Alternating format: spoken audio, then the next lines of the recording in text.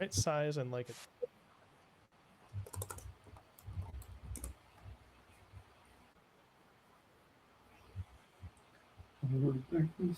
Says it's live.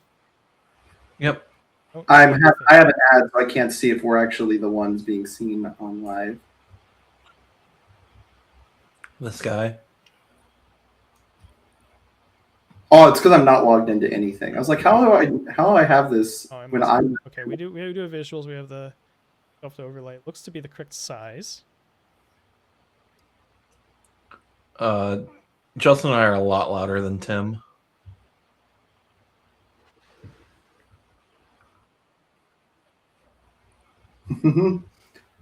It's just adjusting the levels on OBS. Probably. Well, in this case, I did it backwards, and I'm doing it.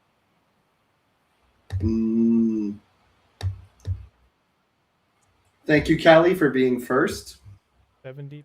All right, put Will and Justin to 70%.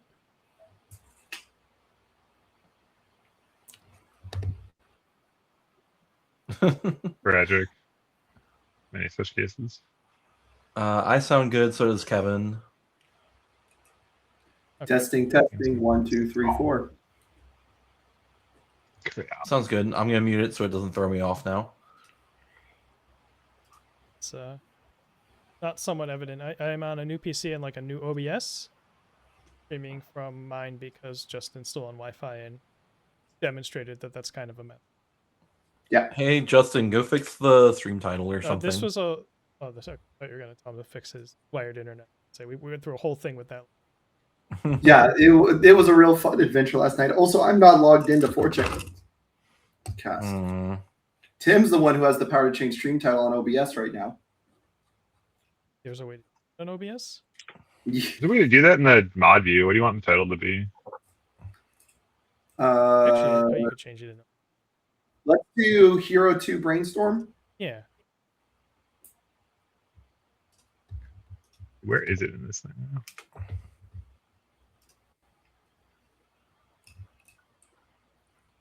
We get to talk all about Hero 2, which I think is quickly becoming the format I am the most interested in, because I'm not a big retro guy, and I feel like I kind of know where standard is right now.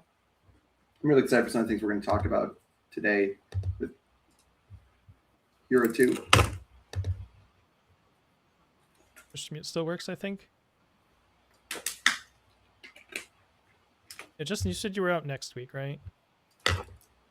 I am out next week because I'm in Washington, D.C. We might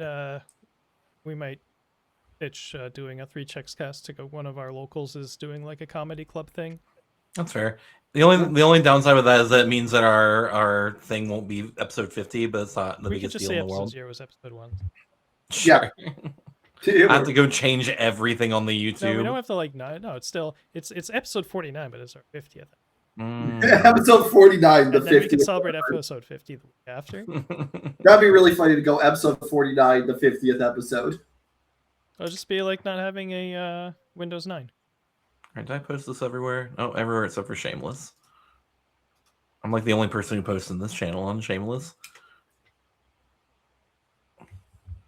Fuck you. We gotta play Shameless. It really is. Oh, I got hit with the Dinobot too. God, I don't even want to think about that comparison because it's unfortunately very, very true. Yeah. It reminds me of the, not being mean to the Let's Talk people, but some of the behavior of how Shameless was at its most active definitely feels very similar to Let's Talk. Oh my god. Dude. Yeah? You can play him in Hero 2.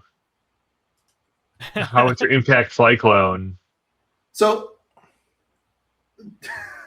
that's a good card. What a fucking card. They don't make them like they used to, dude.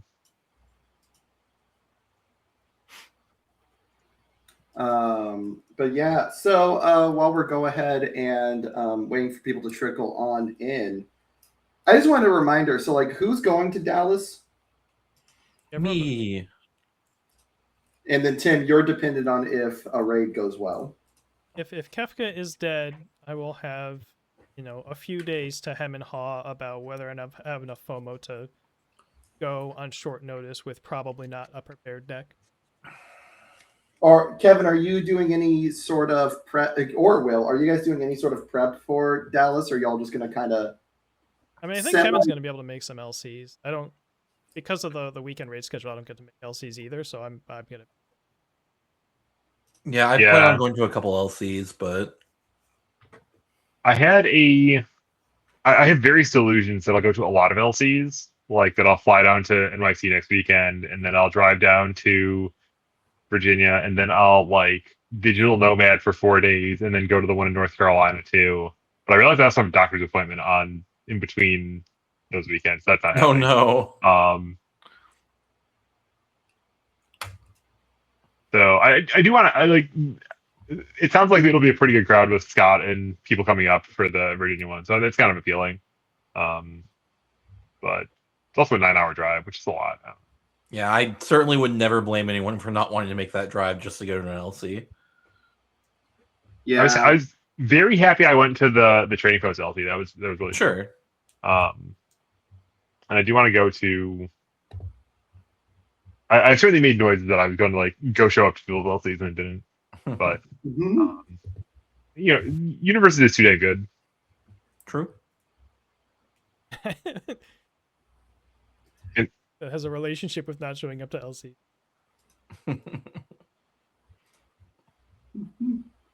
I mean, I don't play this game. I just like this game, right? right. Yeah. I guess if I was gonna Robert, start taking a deck seriously, I'd probably like physically build that Bridget and start bringing it to. Robert, do you know how arrogant it comes to say I don't play this game when you have 2 world champions in the last like 4 years? Present tense. I guess if it's I haven't played this game in the last 6 months, sure. Yeah, no, like well, Kevin, why didn't you win Worlds this year? Well, did you see how I fucking played? Did you see how I visibly had never fact split my deck before? That's true. You see how I visibly built it the week before? The night before? That was kind of a bit. I know a few people were saying, because the year in between your world championships, if you don't make worlds, right? The year in between, you like just barely. We both got kind of like, yeah. That was the year where you had to exactly make top 16 in nets, and or like make the top 5 or whatever of that LCQ. And yeah, I actually went back because I like YouTube. I forget if I like looked up one regional and now YouTube is like giving me old YouTube regional finals. Like I watched that year I won like 2 regionals and then like medium resulted at like top 120 top 54 or something when it needed to be top 32 plus win 1 or 2 matches on Sunday or whatever. And then was trying to LC and played my first round, lost, and said, "Okay, well, GG." Yeah. I lost like mid-range Death Toga. It was cool. Yeah. I got completely dismantled. Like Kevin has like occasionally like there's been times where Kevin's done well with something that he like built the day, like the Amajiki deck that you built like the day of or whatever. Yeah. Like that's happened, but like 4 out of 5 times when you do well, it's with a deck that you actually worked on. Oh yeah. I think like it's a funny bit, but it's not really.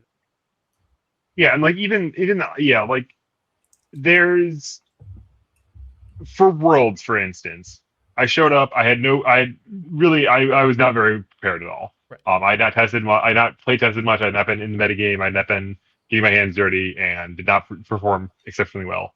The game's still great. I had still a lot of fun in my matches, but I remember my first round, like I had a whole lot of grace notes to even get away with a win instead of a draw, if not an outright like a 1 loss was certainly on the books for that match too. But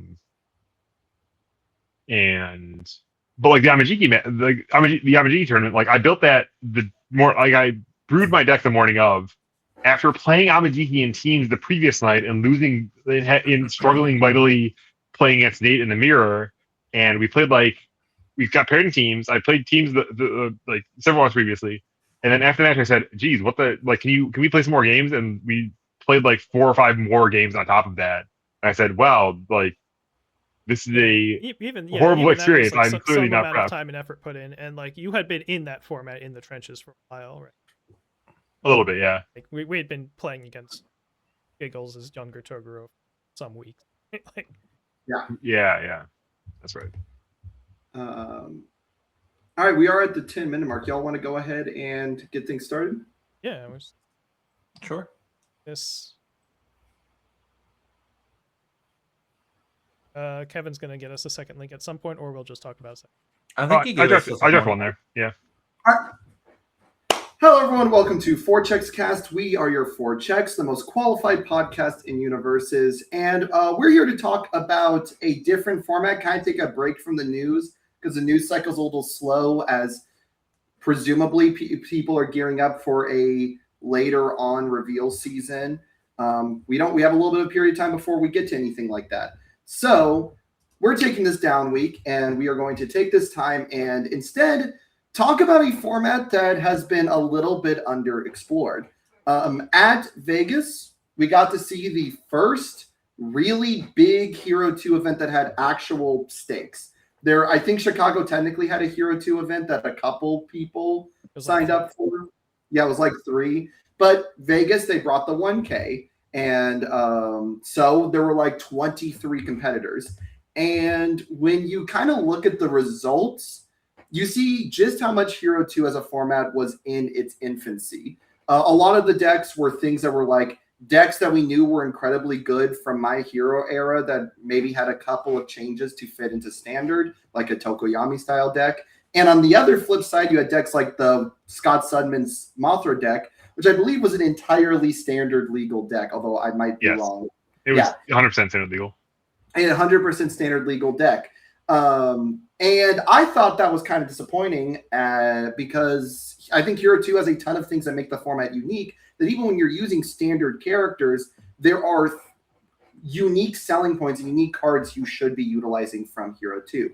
So we kind of all got together and all built anywhere between first drafts and, in the case of 1 or 2 of the decks, semi-refined lists for what we think you should be looking at or could be looking at if you're wanting to build a Hero 2 list. Yeah, I would certainly say a lot less should. This is kind of just brainstorming and getting some ideas in heads of like, hey, maybe I could explore this angle or that angle.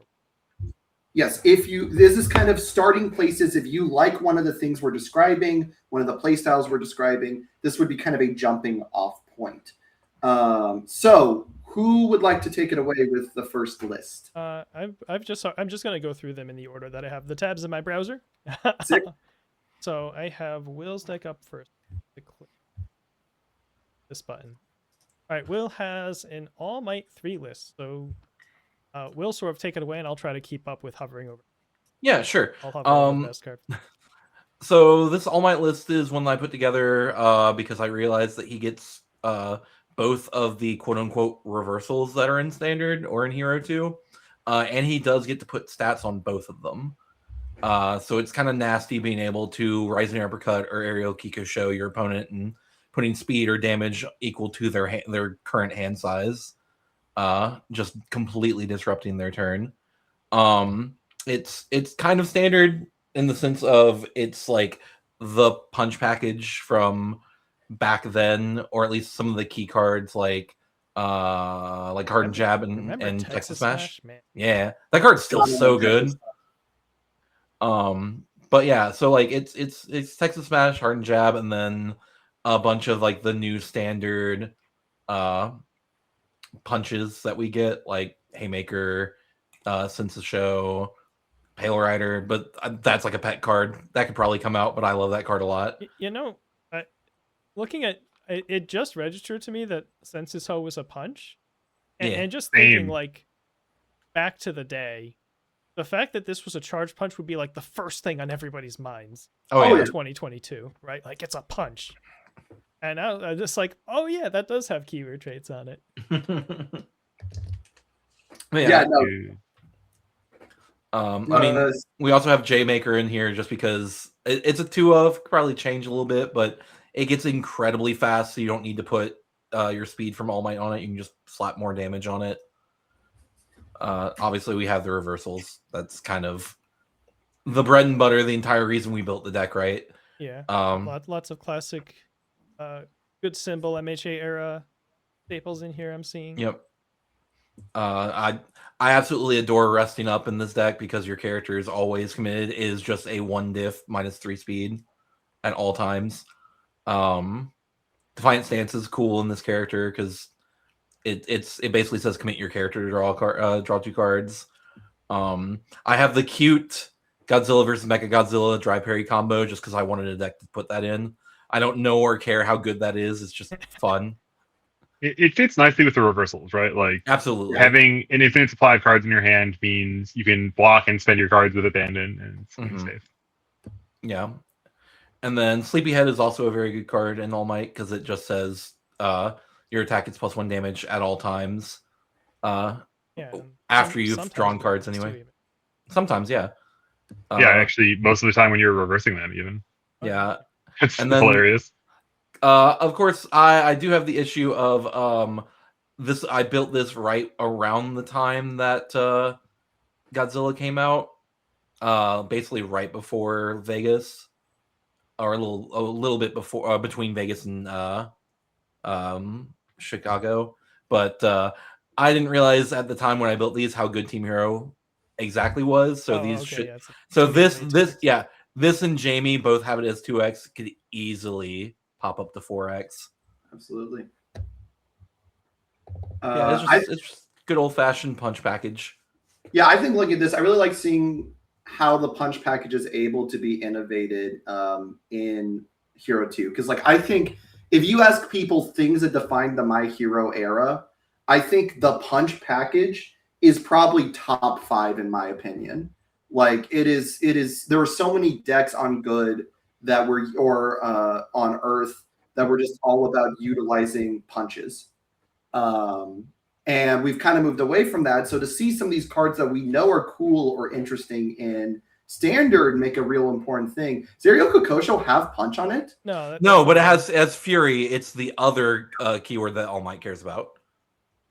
Yeah, I think seeing this is like immediately a direction that I would love to see a Hero 2 deck that's really on reversals. Because also All Might's a scary character because let's say your opponent's a 6-hander and they don't draw on their first attack. You block with either Kokosho or Rising Uppercut, reversal. You can either make it functionally +5 speed and near impossible to block, or you can say, hey, you've got to burn a card in your hand and block this because I'm going to give it 5 damage. And are you going to eat a 6 high for 12 Ariel Kokosho? That seems like a hard sell for a lot of characters. Yeah, I got to do the fun thing where these reversals don't actually have the reversal drawback.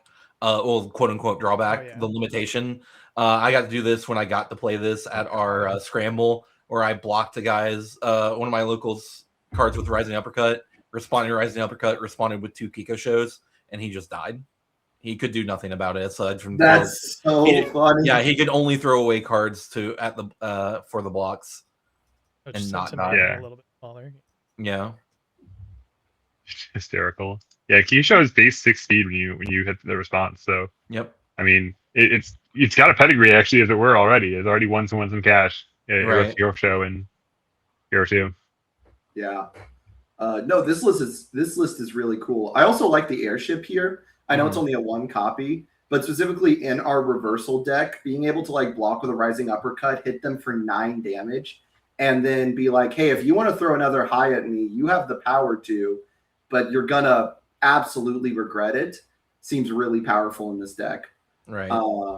Yeah, this is a character that like is so clearly getting some unique stuff. While he was a good character before, some really unique stuff from the standard format. Next. Sure. The Hero 2 Violante. So if there is one deck on this list I both think has the best shot of winning a Hero 2 event and is also the most miserable deck on this list that we've gone over, it is going to be this Bio deck. So anybody who has seen me talk about Hero 2 or play tested on stream has probably seen this deck or heard me talk about this deck. We got to reveal Biolante. I loved Biolante. I've tried him in Standard, and his DR is really good in Standard, but it's not quite enough to just obliterate everything. Everything he wants to do as a DR deck gets better in Hero 2. So kind of talking about the stuff that you already have from the Standard format, you obviously get to keep the attack lineup is pretty much identical. The acid screens and the acidic sledges for deflect, the invincible infiltration to reset stuff. The only real cool new thing he gets in that regard is cheerful uppercut, which if you block with gives -2 damage for the rest of the turn because it stuffs one in each card pool.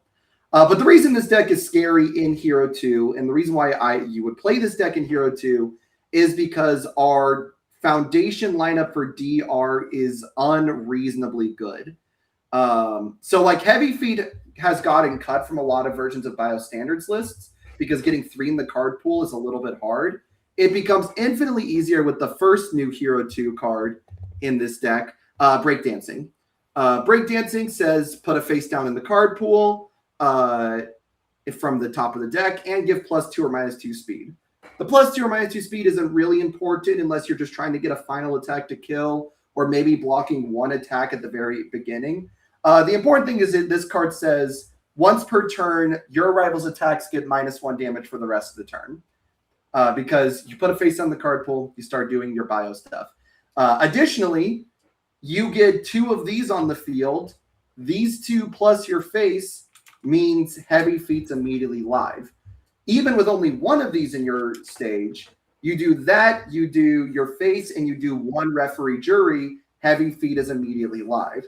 So this means you super consistently have access to 8 foundations that say basically -1 damage on every attack.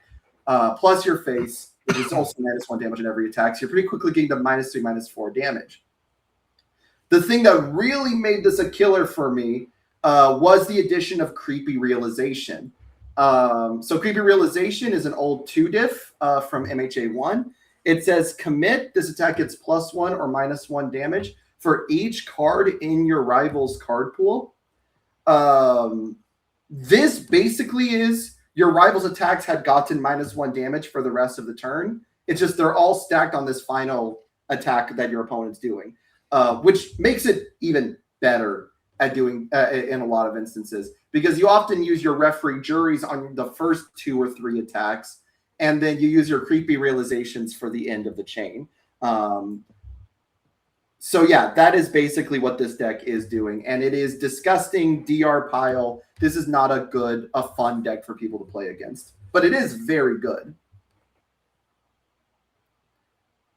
Sort of, in the classic DR way, it's sort of daring people to have so much damage that it can get over the raw DR or have a critical mass of answers to, I think, primarily shut down the Creepy Realizations. If you take those out, this is still going to be a lot to get over for sure, but the realizations really like the get over the top of like what the standard Biolante. Right. Absolutely. When I played this on stream against Zach, I played against his Jiro list, which Jiro is one of those characters who in theory should be getting over that damage because they're doing +5 or +6 damage at the end. And my cheerful team gave him 1 damage. Well, balanced out because it canceled the -1 damage that he had. In spite of that, he ends up playing like a 5 or 6 attack string into me. And between the referee juries and the Creepy Realizations, I think his entire attack turn did like 3 damage, with his final ones getting +5, +6 damage on the attack, which was not a fun time for him. Yeah, Jiro players should still be playing Specialized Soundwave. That story to me. Yes. That is, if you want to know the one weakness of this deck, it would probably be that flashing could be a concern. Yeah, that's like a mechanic that doesn't. I don't know if it doesn't exist at all, but it's very close to non-existent in Standard right now. Yes, there might still be the occasional Deku that's trying to do some flash stuff, but back in the day, the prospect of a Jiro running like 8 flash moves was a real thing you had to think about. Yeah, absolutely. And your only really answer to that is the Deflect Force, which isn't nothing, but is certainly less than that. But if you're not against a flash deck or a deck that has an insane amount of target committal, I think this is one of the scariest decks you can show up to in Hero 2 with. Yeah, I mean, notably, you do still have to like at some point win the game, but there's just this theory that like sooner or later you'll just be able to like pass a pack. Yeah. Yes. Oh, and you are also still running like 5 different throws that you can search from your discard pile with. So, like in theory, if you're drawing all of your DR foundations, you just build those out, and then you grab like a growing grasp or a shoulder toss every turn, and you whittle them down over time. So unless they have a crazy amount of deals no damage answers, like maybe a Mothra list would, your theory is you burn them to death. But yeah, so this is probably the deck. If I show up with a Hero 2 deck at Dallas, this is probably the deck I have the highest percentage chance of showing up with. Unless I want to just troll with the silly Night Eye list, which I hope none of us is talking about Night Eye today, because I think that is not okay. Truly despicable decks, like combo decks that are completely dependent on their character card to do anything. Yeah. Would be really heinous to do any of those. Like especially like a like if it was like a 7-hand size character like a pony or something that's acceptable, but like a 6-hand size combo character is messed up, dude. And like let's not even talk about it if it was less than that. It's just like you're not even playing the game at that point, right? Yeah. So speaking of which, we have Kevin's list here. It's a Pumat Soul with a bunch of, this looks like a raw thought experiment kind of thing. A little bit, yeah. I mean, this is a standard deck, and like one thing you can do with Hero 2 decks, like ideally, the pinnacle of the format is that you're deeply enmeshed in the entire card pool. You know every single card like back of your hand. You find a truly beautiful diamond in the rough that bridges the I was going to say decades, the years of the universes that have existed. I guess it's like equal parts now, like 3 years in standard, 3 years before, and you synthesize a beautiful symphony out of that. Or you can take your standard deck and you can find something funny, find something that kind of completes a sentence in it, and ship it from there. And I saw Dramatic Slash and said, "Oh wow, hey look, I'm working this hard to play Dawning Horror and get momentum and tension." And to spend a momentum to add an asset for my discard pile to my hand, it could go directly to my stage. Yep. Let's go. Here's my Mutant Machines on demand. And then I clicked out a bunch of cards that I either enjoy or kind of synthesize with this a little bit. One thing that I really liked was card Seizing the Advantage, which kind of plays a little bit on Pumat's, like, I want to attack to get my response every turn. And we have the modern... Remember a card that people were flipping out about? That card was...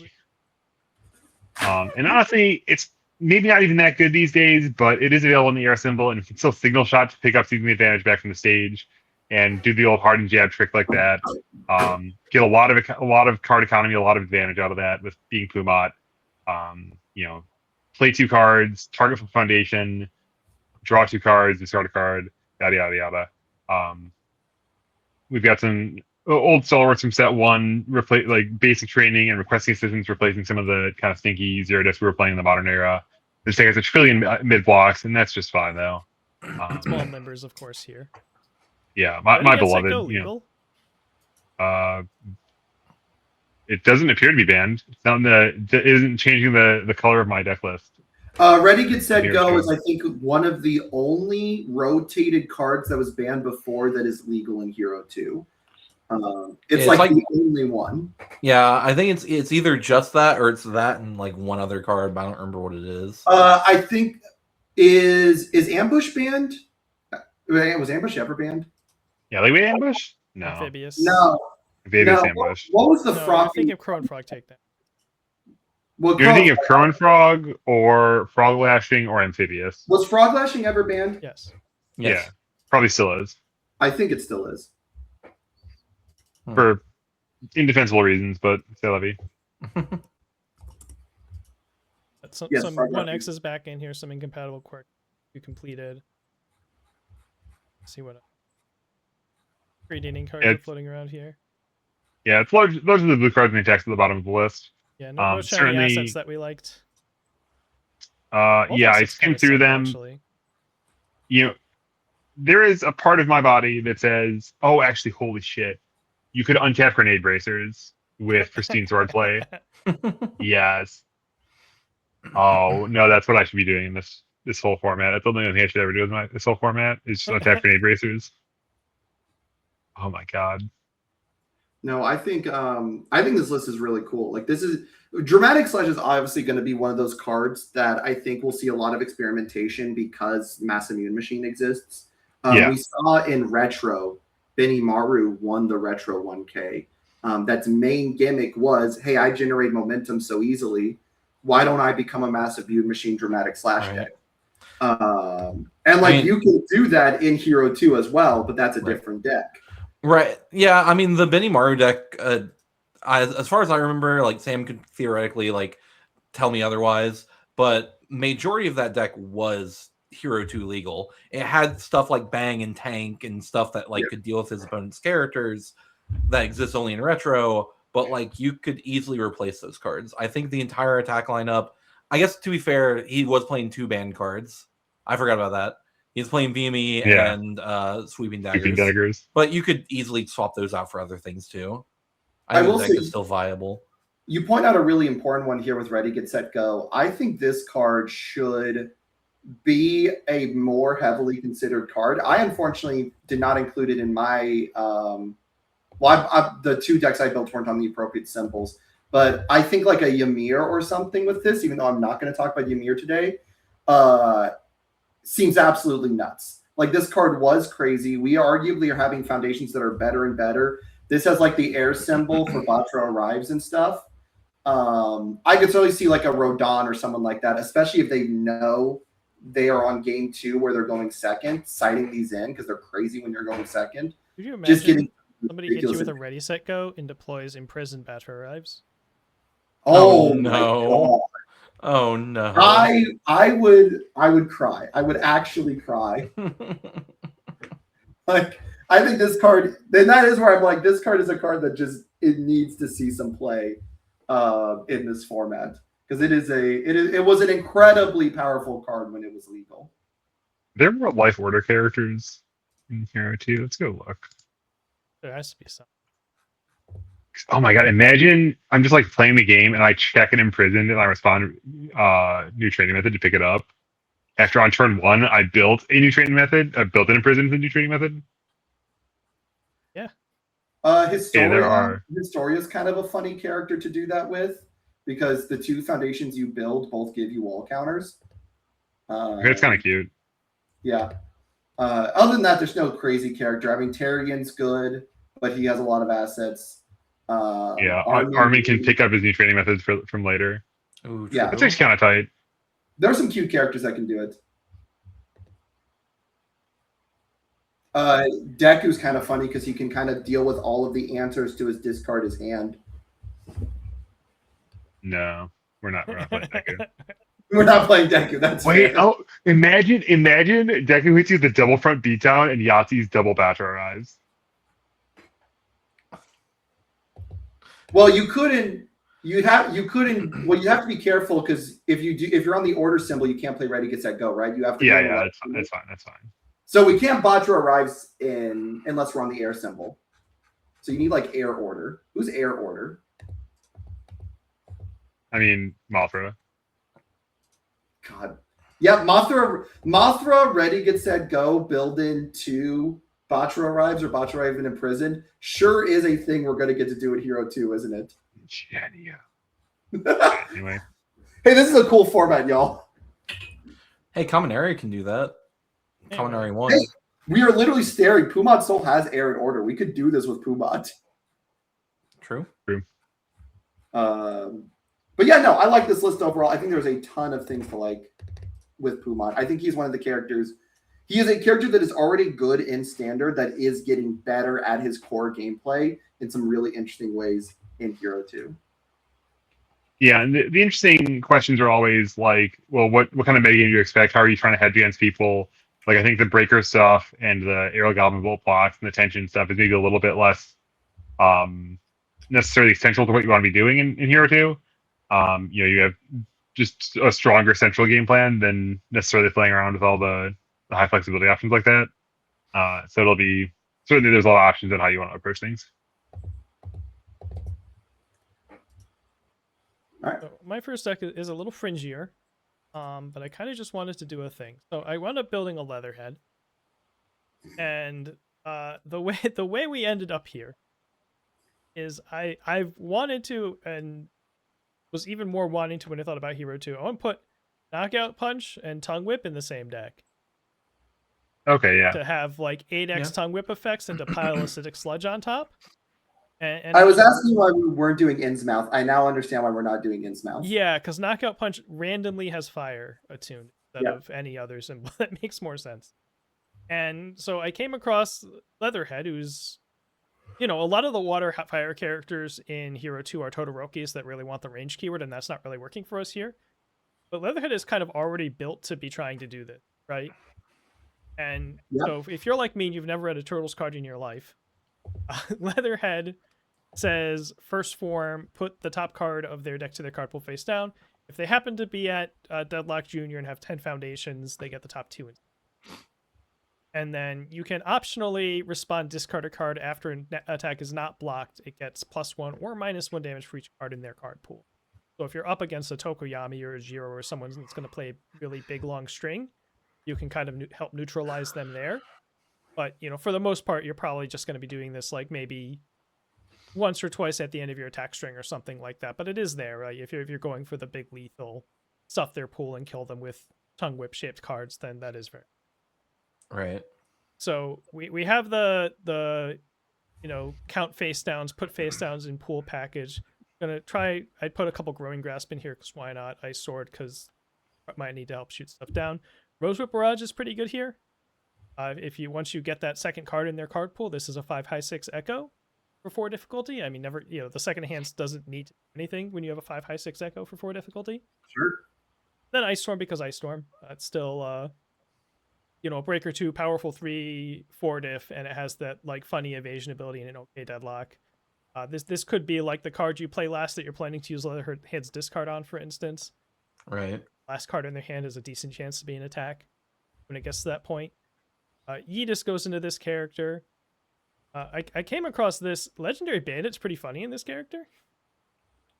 It's always online. After you use your force form, you get to commit this and stuff them one more. Yep. And if you don't want to be doing that, if you're like planning to use Leatherhead for a defense, you can leave it up, blow it up, take the damage and draw 2 cards and have more discard fuel. Yep. I imagine like standard Leatherhead enjoyers are being like, yeah, of course you play that card. Don't you know how Leatherhead works? I'm like, no, I don't know how Leatherhead decks work. So this jumped out to me as a pretty cool one. And we can play the 3x unique because our character's throwing. Right. Yep. Sticky Balls is an old one that comes in and is relevant. This is just card draw. This character does really want to draw cards. Feral Shriek fits in this deck. Obviously, Creepy Realization's in here. You know, a little bit more for the offensive use. The defensive use is still relevant, obviously, because people do naturally have a lot of cards in their card attack string. But this can also be, you know, an offensive +4, +5 damage kind of thing. Irrefutable because obviously I'm playing Irrefutable. And then kind of a mix of really like some standard cards, but, you know, we get Surprising Skill back, which is a pretty nice 0 diff. Struggling with Slays, of course, which is so, you know, not something I've like played or refined or anything like that, but I just kind of wanted to see what I could do with like a fire water pool stuff theme. Yeah, I get a couple things immediately looking at this. I think with Leatherhead, with Creepy, this is a really interesting combo that you didn't really see in Standard ever because of rotation. If they're like if they're planning on throwing a 6 damage move as their third attack, which a lot of decks that aren't pumping damage might be doing, they have to ask themselves if there's a Creepy up in your face. Are they just ready for basically no resources or committing just the Creepy for this attack to do 0 damage? Because, you know, Creepy -3 damage, Leatherhead -3 damage, it's going to do nothing. Like, these combined, it will make it really hard for true string decks to really get in and kill Leatherhead, which I think is a cool thing about this character. Besides that, I like how much this deck really feels like it is using the Hero 2 stuff, especially. Tongue Whip is a classic Hero 2 staple, so is Ice Storm. I think everything about this, I'm like, oh yeah, this is a deck that was never, not even a facsimile of it was ever allowed to really exist in standard. This is a deck that will be a Hero 2 exclusive invention, basically, which I think is really cool. Yeah, it's a good exploration of what's out there because Tim took the assignment more seriously. Yeah, this is the perfect selling point. If you want to understand like why Hero 2 is a unique format and not just standard plus, a deck like this is the selling point to me. I have no idea if it's good enough to top like a Hero 2. is Leatherhead the character? Is this like kind of attack line actually good enough in the grand scheme of things? I don't know, but like it's a synergy pile that you don't really get to fully construct. You couldn't like fully put this together back then because there wasn't a character like Leatherhead necessarily. You can't really do it now because like the tongue whips obviously rotate. Right. Yeah, I did experience neuron activation while you're talking about this, and especially I tried to play a lot of creepy realization decks. I had a crush on that card, and like it plus sticky balls. Like offense wasn't as good back in the day, whatever. But I realized, hey, you can team hero for extras of these, and get better in multiples. It gets more worthwhile to do it in multiples. You have tongue whips get better in multiples too, and I glanced and said, hey, you click Karama and clog the hell out of their card pool, and also team hero for multiples of all this stuff, and yada yada yada. Yeah. There's a pretty fair chance that like knockout punch isn't worth the squeeze of forcing ourselves to have the fire symbol. Yeah, but I saw the line with the gator. I'm like, screw it. It's built. Hell yeah. Oh, I think it is the most fun to certainly try and do it with leather first. You can always pivot towards a more dedicated water deck that does this later if it doesn't work out. Yeah, water deck with a team hero symbolers.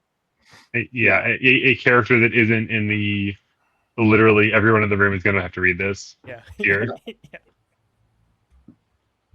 So yeah, no, I think our second decks, which we might have a little bit less to say. They are good stuff. I think the bills. Yeah, I'm going to preface this with the question that everyone's going to ask at first, or the two questions that everyone's going to ask at first. Well, yeah, that's the first one. I forgot to make space for it. And the second one is, why is this not on the Ochako list? The answer to that is I didn't want to.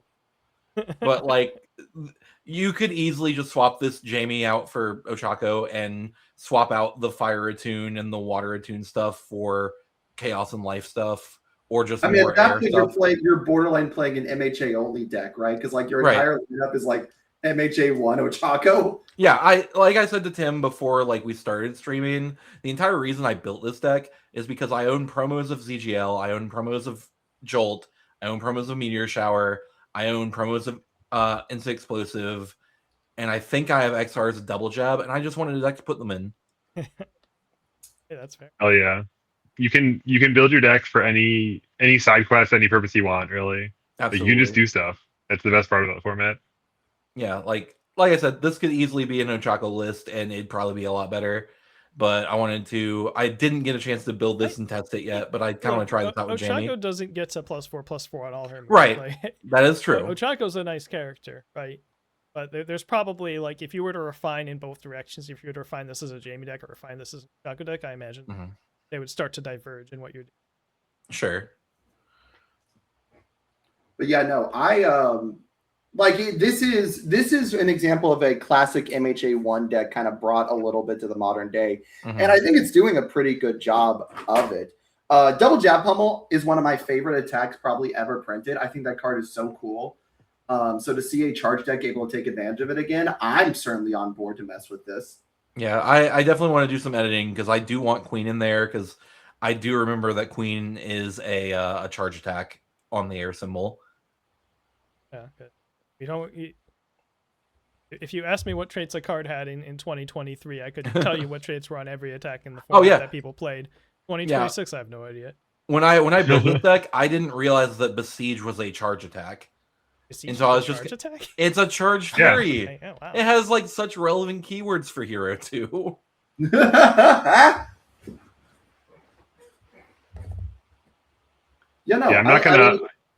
not gonna try to tear down anyone's love of Double Jab Pummel. So that's a. Don't you dare! Don't take this from me. Hey, everyone has their own journey. My first. This is a little bit of a tangent. My first qualifications for Worlds came off of a back of a top 32 against Mirio where I was playing Jiro. And I believe it's my game 3 kill line on turn 2 is like a jolt or something, some cheap attack into 3 double jab pummels that kills him on turn 2. Which, saying it out loud doesn't sound like a healthy thing, but it was sick as hell. I mean, sometimes you just like serve up a meatball and they just Don't block Get- a 3-speed, man. I don't know. Yeah. They just don't build swing your on hand, it. You build your hand, you might die for it. You know, it happens. I did that to someone once, but I was doing it with like cool shit and like checking Yeah, he was spicy. doing it. He was doing it on risky plays. Yeah. And yeah, oh man, when I get to be my deck was cool. I was playing Dark We're playing 1.3 Dark Shadow millivolts. Ruin? Yeah. Yeah. Dude, that's one of my favorite clips. Is just like you slamming down the other 1.3, and I think you hear like Sam in the background going like, he kept 1 card in hand. Like it's so good. It's such a good clip. If I had had more time to build a deck, I probably would have built a Pillar Swing deck because Pillar Swing is still one of my favorite attacks from MJ1 ever. I think that attack was so much fun whenever I played it. Pillar Swing's cool. I'm an enthusiast. Like Pillar Swing, like 0-1 had a lot of vocal haters, but like the spectrum of like sizes you could do with your 0-1 deck, the way you were actually playing the game all the time, that was dope as hell. I had a lot of fun getting in discussion with people because like my version of Air Giro was the one running Pillar Swing because I was mostly inspired by Clinton Thomas's list, who was one of the first ones using that. Whereas like a lot of other Giros were relying on like all 4 diffs besides 1.3 as your 5 diff or whatever. And so there was a lot of argument of is a 6 diff worth it in this character or not, which I always thought was a really fun conversation. That's before you get into should you be on good Staff Strikes Giro instead, which was its own can of worms. I thought Giro was a really fun character from a how people were building the deck character. Yeah, especially with the small card pool. If you looked, if you had that now where like you had variations on a character that were like 15 to 20 cards apart, it was like, oh yeah, it's just like the same deck with some changes. But back then that was like a big difference. Yeah, We were 50 card decks and had 3 legal sets. Right. absolutely. Yeah, like that's a remarkable achievement. I mean, I think like I speak very highly of the Vegas Rodan decks that were on 2 decks in the Void Symbol were, I think, very different. Anyway, One was much higher on green cards, one was much higher on blue cards. Next we have a Momo 2 Hero 2 deck from not Kevin, but from Justin. Yeah, so if Leatherhead was a standard character getting some new life by having old cool cards, Momo 2 is the reverse. This is an old character that never quite was up to snuff in a lot of people's eyes. I don't know if she has any tops, but she certainly has very few if she had any. Won a standard event. Did she win a standard event? Momo 2? Yeah, Kevin. Okay. What? Even No. Kevin doesn't remember this. I don't know if that's actually true. I don't think that's Wasn't true. it like the Updog event was standard? Oh, okay. Not like a real regional. Okay. Yeah, no. Third party event. Okay. Third party event, maybe. But this is a character who I think got a lot of life from a lot of the new stuff that exists. Oh, sorry. Mainly- Sorry. I meant like old standard. Not like Oh, back when like people called it standard instead of MHA only. Sure. Yes. I sideboarded into Monoma to beat Scorpion. That's standard. Yeah, so sun like old old pre-retro basically. True story, by the way. That's very funny. But the card that gave her new life is, and perhaps unsurprising one we've seen today, Massive Mune Machine. This is the only character, not that you necessarily need it going second on first turn, but this is the only character who can free build a Massive Mune Machine that I'm aware of before you even throw out an attack. Because if you're going second, you draw your 8-card hand, you see a Massive Mune Machine, you can just immediately go, hey, this is immediately a threat you're going to have to deal with. On top of that, and we're already kind of taking a look at it, we have a few additional ways to cheat in Massive Mutant Machine. Quick Thinking is one that is a 2-check, and I'm not normally a 2-check person, but this 2-check thing says remove 1 ready foundation, build any non-unique card with a 5 or 6, which if we're trying to kill them, most of the time is going to be rebuilding Massive Mutant Machine in. That's pretty worth considering. And additionally, we get, this is of course a dramatic slash deck. And then we just get a couple of other good stuff. The rest of the attacks are very flexible.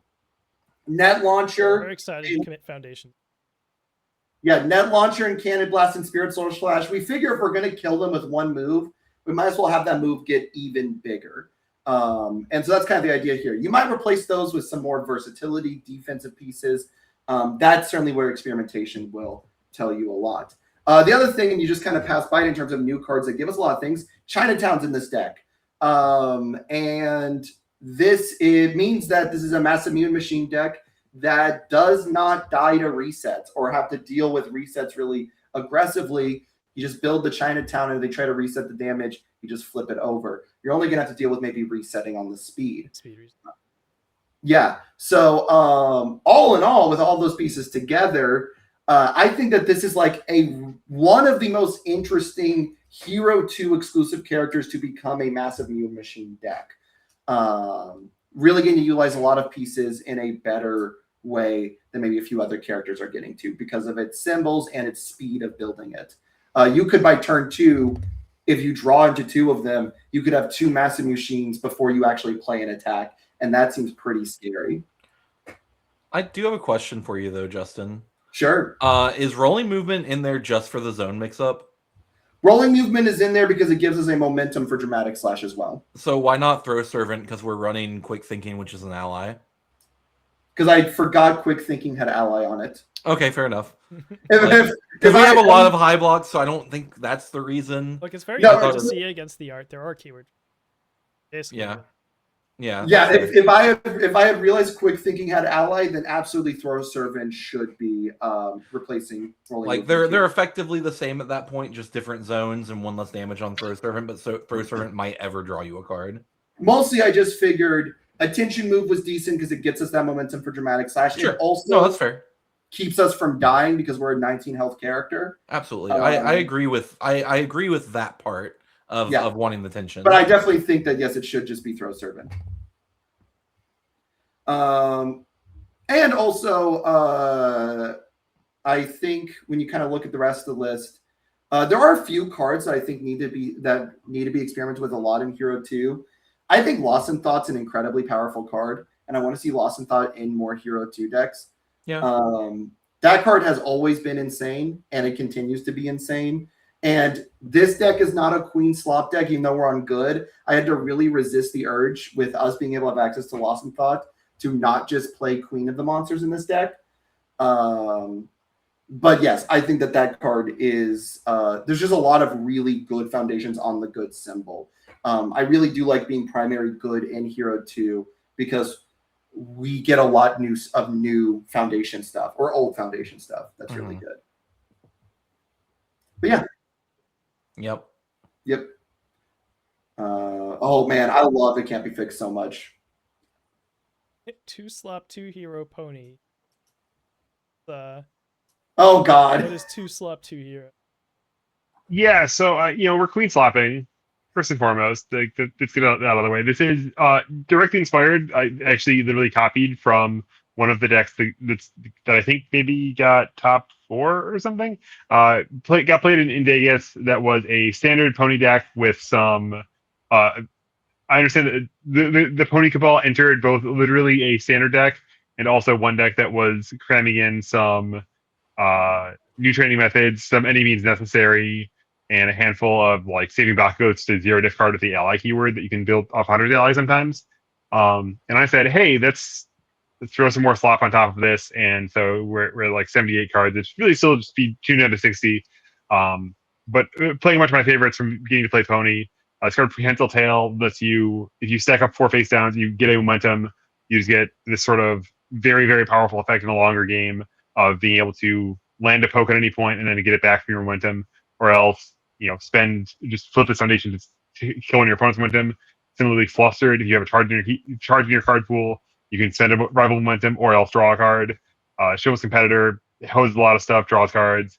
Ultra Regeneration is my favorite thing in the world to build off a new training method because it's playable and committed and draws you 2 more cards back. So it really lets you keep your cards moving, which maybe is less important than it used to be in Pony because you have the gate on only be able to spend your once per turn now on your card pool clearing response for enhance, but such as it is. And also incredible display and some CB advantage in here with a handful of random attacks like Hardened Jab and Spirit Slash to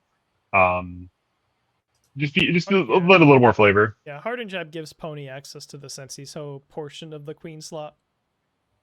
Yeah. Goal. Even back in the day, people were picking up season advantage with Hardened Jab.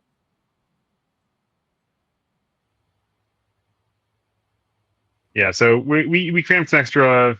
Again, yeah, you probably want to cut some more cards out of this deck list before you play it in a competitive sense. But it's a little bit again of the thesis of you can bring your standard deck to Hero 2, and there are a lot of low hanging fruit to upgrade things and to be able to sort of fill out the power spectrum of your deck. Right? Say, hey, I want to block and get my block back. Let's play incredible. Let's play incredible display. Let's play Manny Passionate Guy, and I can like block my Ultra Regen after I force your move to be low, block my Ultra Regen, build it, and then get hit, draw 2 cards, have lots more economy available to defend with. Right. Probably could even use more speed hate in this deck, honestly, given the shape of everything else. Yeah. Character is -2, but there's no like, don't see substitute. Yeah. It's like maybe in standard choice you can Hero 2, you're probably gonna. I do see one card that I want to call out specifically, which is Tetra Terra Onslaught. I know it's only a 1-of here. This is a card that I think should see a lot of experimentation in Hero 2. It has always been a very, very, very good card when it's been relevant. Mainly like Ymir used this one incredibly well. Hero 2 player can Tetra Terra Onslaught and pick up Tongue Whip. Sure can. Bro, Hero 2 Shigaraki can play Tetra Terror from Exile on a 4. I was going to say that I almost showed up today with Shiggy Tetra Terror Onslaught. Was one of the ones that was on my close to build list. Yeah, that's wait, I like it. This whole deck should just be Tetra Terror Onslaught, Godzilla vs. Violante flop. I also think like specifically in the Pony slop deck, the Queen slop decks, you have even more access to the Pit Senses Ho Queen combo with Hardened Jab, replacing Senses Ho, because now on Earth or Void, well, on Earth, actually, on Earth, you can go Queen of the Monsters, Hardened Jab. So any character with the Earth symbol without any other symbol gets to do this game plan now. That's certainly a thing. I don't know how much I like that it's a thing, but it certainly is. If you enjoy the sound of that, Spectre, check out one of the feature matches from the Las Vegas Hero 2 event. I got to stream judge for was Overhaul versus Mothra, and Dean didn't quite manage to navigate that one to success. He got reversed a few times, but there were certainly an awful lot of Queens of the Monsters and Massive Mutant Machines unflipped in the staging area, and Overhaul's maximum to build one card face up or face down and pick up 3 face downs from your stage. So lots of potential out there with broadly the Earth symbol, Queen of the Monsters, etc. And like you're still playing the same game as Standard, and Standard has a lot of very, very powerful cards these days. So it doesn't have to be it doesn't all have to be completely unfamiliar. Last deck, I have also in the flavor of just kind of like tweaking a standard deck and shipping it. I just built a Hedora. This is sort of the story of Hedora in Standard, is that like people at least marginally respect him enough to make sure, main or board, or their throw hate rather, main or board, to try to like make sure they don't guy. In Hero 2, you might have a little bit more success just trying to catch people off guard with him. And he's still like, even with all the Hero 2 characters brought in. He's still just the best guy at trying to play the death deck. And I am delighted by the number of +4s and 5s in this deck and how good those cards are. yes, Yeah. Too. yes, that is sort of the level up that he gets. So we get to play 4 cards with a +5 block that let us block things, which is Yes. pretty neat. Plus Ultra, it's a mid block, but it automatically sets the move to 0 speed. And back in the day, this was a combo that people played, and Hedora can do it too. We can play tape, make the attack mid, block with plus Ultra. We can even struggling with studies to pick up the plus Ultra later with it again if we want. True. So this Hedora that can like actually block a little bit. Surprising skill as a +4 block modifier, 0 diff with good text on it. Desperate Struggle is a 4 mod with good text on it. And the rest of it's kind of just standard, but we've added some like high block mods. Oh yeah, where is it? Tentacle Grasp Grass. is a throw Yeah. with a 4 block mod Delightful. with a defensive ability. So he just gets like the bigger card pool gives him access to some cards that do what he wants to do, somewhat better way. So I'm kind of a believer in these like 22 out of 60 style, like above 1/3 attack count Hedora decks, because ultimately the game is decided by just like drawing enough. Right. We have a bunch of cheap ones here. Tangled Grasp is the only 2 mod in the deck. Everything else is 3 or higher. But yeah, Cut Deep is obviously a classic for him. Hungry for Fame helps play lots of like card draw, card filtering, and then all the like the best like techie water 1 diffs that are hanging around. Good put. You want to have another, I believe this, but my fighting style is another. Could go in this like random. Right. But yeah, other than that, everyone kind of knows how Hedora works. Yeah, I love 12 3-diff throws. That's spicy. It's probably inaccurate to say that I love it, but I do love Tentacle Grass. That's a nice one. Yeah. I don't think anybody loves Hedora, but if you're going for the purse, I just want to try to smog check people. Like, did you prepare for this? And so did you decide that the amount of extra damage in Falling Skies, because it becomes 6 damage on its own and can become a throw, just wasn't worth I it? UVS searched for the keyword throw. Then yes, you will miss. You do that. That is true. So I didn't quite catch Falling Skies. I don't know. That is a 1 block. So I could see maybe have to swapping think like about the it. great toss, the great grasping tape toss, maybe. Yeah, I wasn't sure. Or if the- tape toss should be in or just some random filler for it. But I remember how good this was back in the day, so I'm just like, we should probably play a couple. It sure does have a nasty deadlock effect. Yeah, we probably don't need deadlock rattlesnakes in this guy, but yeah, it doesn't hurt. Right. My heart always goes out whenever we see Desperate Struggle in anything. I love that card to death. And this is a pretty good contender for a deck using Desperate Struggle. I am glad that there is a format where this card can see real play. I think it's. It did, absolutely. But it's one of the ones I got sad when it rotated. Yeah. It may have won Worlds, a little bit. If our 8 deck 4. Any like closing thoughts, summary thoughts about format I was talking about. I think it is an interesting space to explore, because there's, like we sort of went through, there's a few different ways you could go about it. You can be like, all right, what's an old character that gets a lot better with new stuff? What's a current character that get benefits from having access to old cards? Or what's just like a package that crosses the timeline? Right. Yeah, I think this format's really cool in the sense that it does something that Retro doesn't. Whereas both formats will have like all this cool stuff that you can do that isn't super explored, at least not yet. This format is very accessible for people who only play standard. Like we were talking about earlier, while it wasn't super exciting, it is cool to a certain degree that a standard deck won the event, because that means that you could just go, hey, I want to go play in this and figure out the format.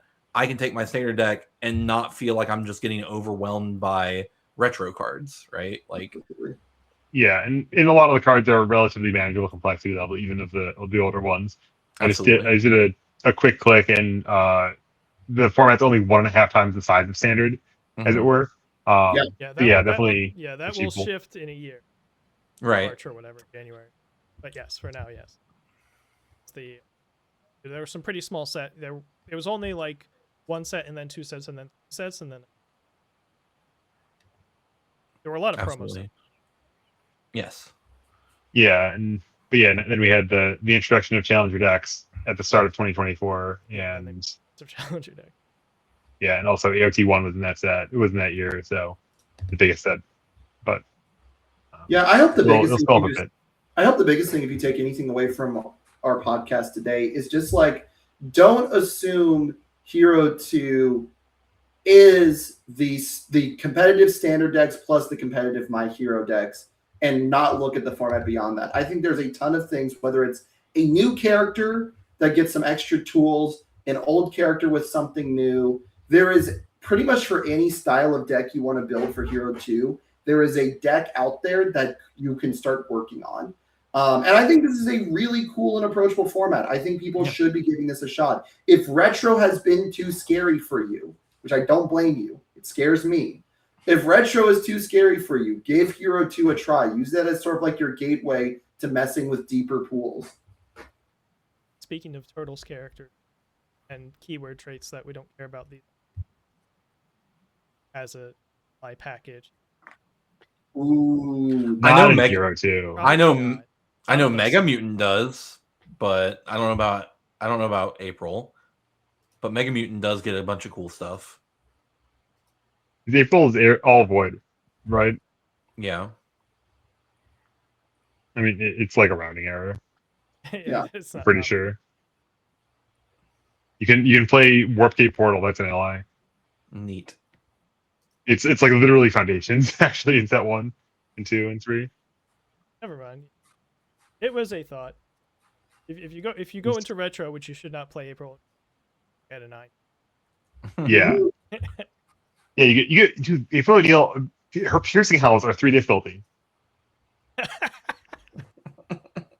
That might be worth it just for the bit if you know Garrett's going to show up. Yeah, was Mega Mutant all air or air all? It's all evil.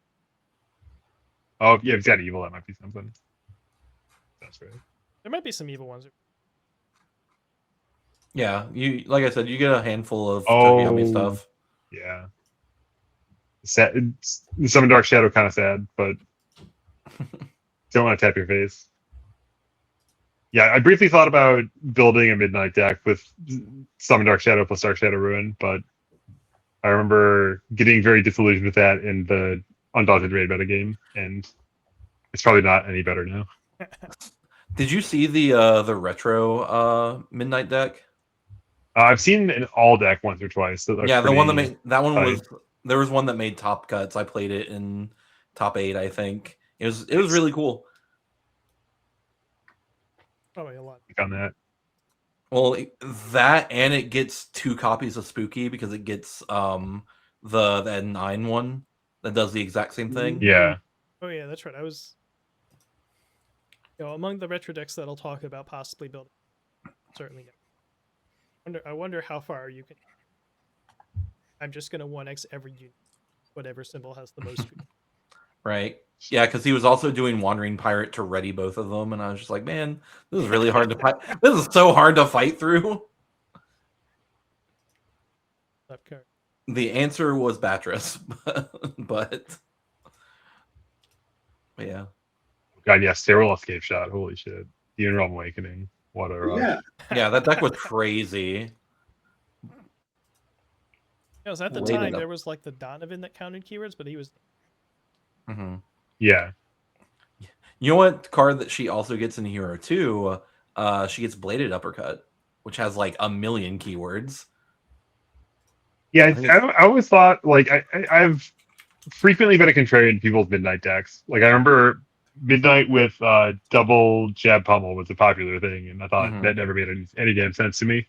And like just counting keywords is only gets you so far. Because yeah, you can put a ton of speed on this 4 damage attack. Like, Yeah. Oh yeah. Yeah, he was bladed uppercutting for +7 speed, and then well, and since this was retro, he was doing the action that you mentioned that gives damage as well. And I was just like, this is a lot. Stop doing this. Yeah, like Patchwork Baby in here. We get Blood's Like the Universe is sweet. We get Snack Time. It hogs off on all these. There's some cool stuff. Yeah. Anyways, yeah, please give Hero 2 a try.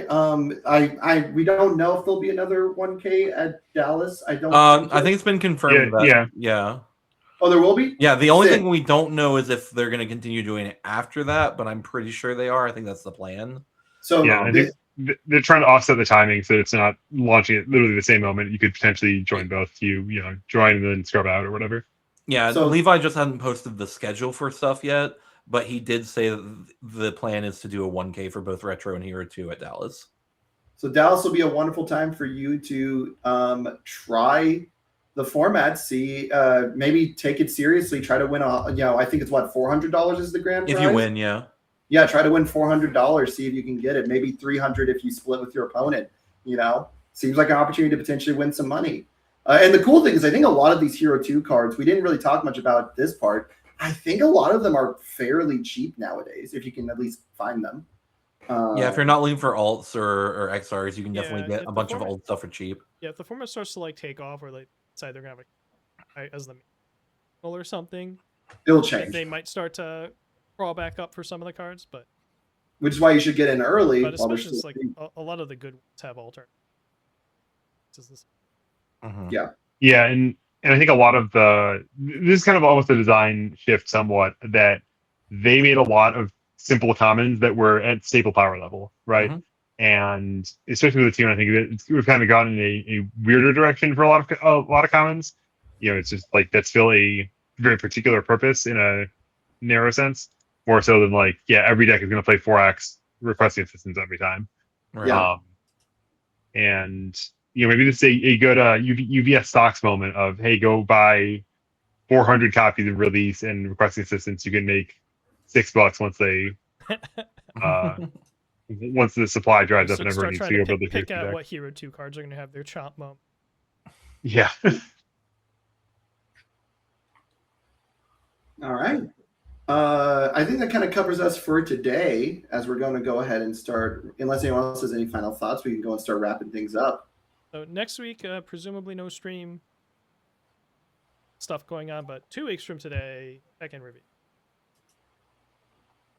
It's gonna be fun. UVS Games loves me. I'm so grateful for our build. But yeah, so as people go ahead and plug their stuff, Kevin.